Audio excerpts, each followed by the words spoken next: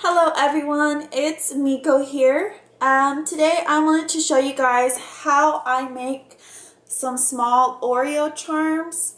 Now here are some that I have already made, and these are different colored. This one's kind of like a mint green Oreo. This one is a kind of light pink, kind of bubblegum colored Oreo. And the last one is this light blue Oreo. So you can make these pretty much any color that you want. Today I'm going to show you how to make a regular colored Oreo, kind of like the dark brownish black Oreo. So I am using a mold that I made myself. This mold I made using the amazing molding putty, but it's two parts, a yellow part and a white part. You mix it together and then you squish it over whatever you want to mold. And in this case, I had some mini Oreos, and I just put the mold over one of the small tops of the Oreos and let it completely dry, and then popped it out, and I got a pretty good mold from that. So I really like that stuff. It's very sturdy. The molds are flexible. I am going to be using a white piece of clay for the cream, the middle part. And then I'm going to be mixing a black and a brown piece of clay, and the clay I'm using is SculpeyIII, and I'm using that to make the cookie part. And then I'm also using this clay extruder.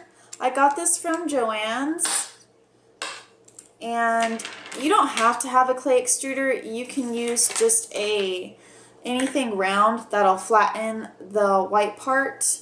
But this is a little bit faster for me since I already had it. I'm going to go ahead and use it.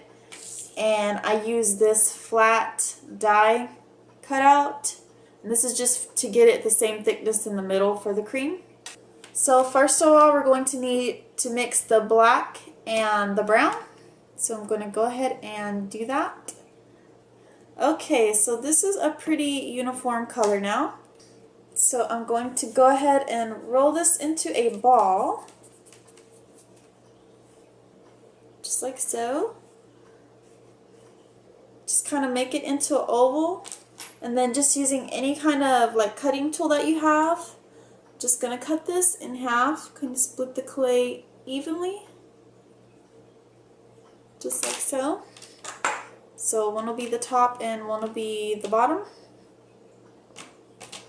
So taking our mold, we're going to go ahead and start pressing in the clay. So go ahead and start pressing it in. Using my thumb, I'm just making sure that it's all pressed in there. It's okay if some goes over the side. You can always cut out the excess. So once it's like that, you can go ahead and pop out the clay. I usually loosen it up just a little bit around the edges, and it just pops right out. So you should have something that looks like that. Now we do have some excess on the side, so I am just using my cutting tool and I'm just cutting around, so it should look like that. Okay, now using my tool, the flat part of it, I am just gently tapping on the edges just to kind of make all of this circular. And then I usually kind of roll it on its side just a little bit of pressure, just to make sure the sides are all smooth. So it should look something like that. You're going to do that for both sides. Now you want to also make sure that both of these are the same size. So I just kind of press them together. And these ones look pretty even. But if you do happen to have a little bit of overlapping or you're not sure, just go ahead and roll them again both together. And this will just help make sure that they're both the same size.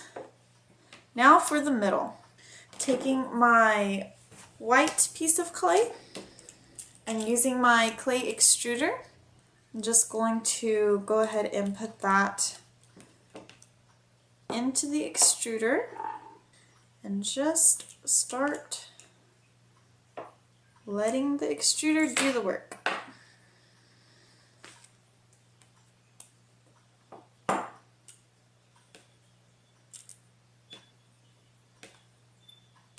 And this is all coming out even.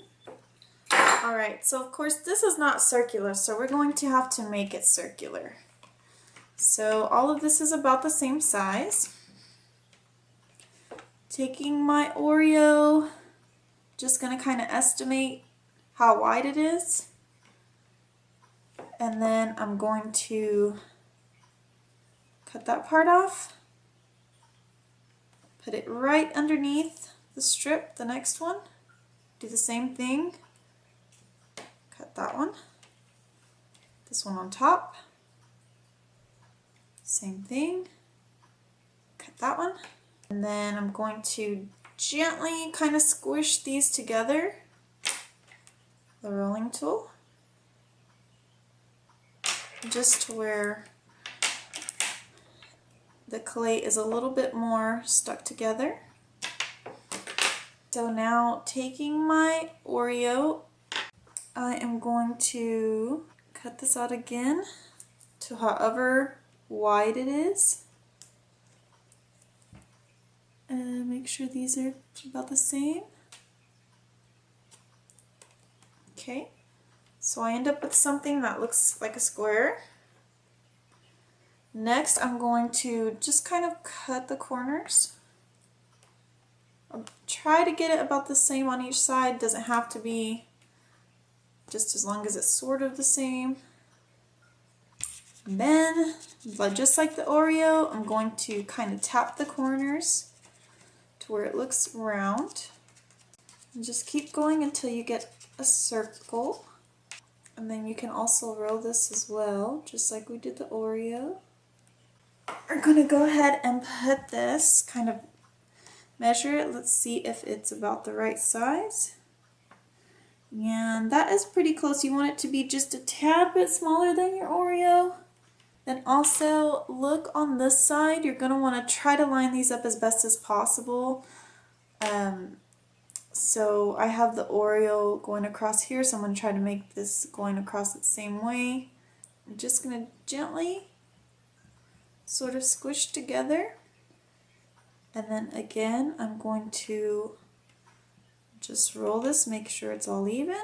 And then you can go ahead and stick your eye pin in it, bake it, and after you're done, you can glaze it. Now I chose to glaze these with a glossy glaze just because they're kind of colorful, but a normal Oreo would be kind of matte, so this one I will probably leave it matte. And that's pretty much all there is to making a mini Oreo charm.